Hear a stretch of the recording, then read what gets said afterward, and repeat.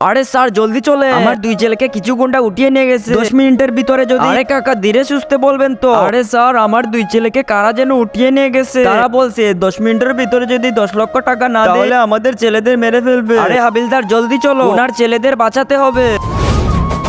Sir ওই দেখে দাঁড়ান স্যার, আপনি গুলি চালালে ওদেরকে ওরা মেরে ফেলবে, তার চেয়ে ভালো বুদ্ধি কাজে লাগা। ঠিক বলেছো তুমি, আইডিয়া। তোমরা দেখো আমি কি করি।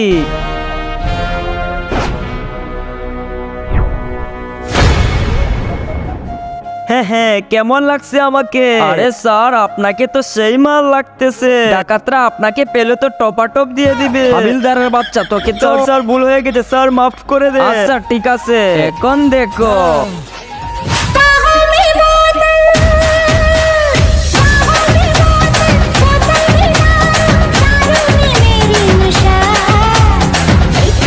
जिसने थोड़ी सी पीली बेहोश हो गया, एक बार जिसने थोड़ी सी पीली बेहोश हो गया।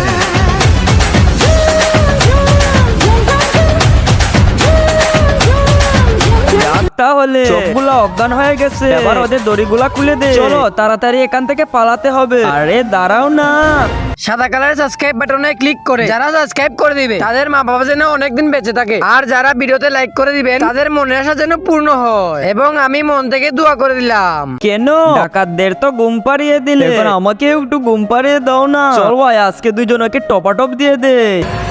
ধরো ওকে। আরে সালা ওটা আমার স্যার, ওকে ছেড়ে দে।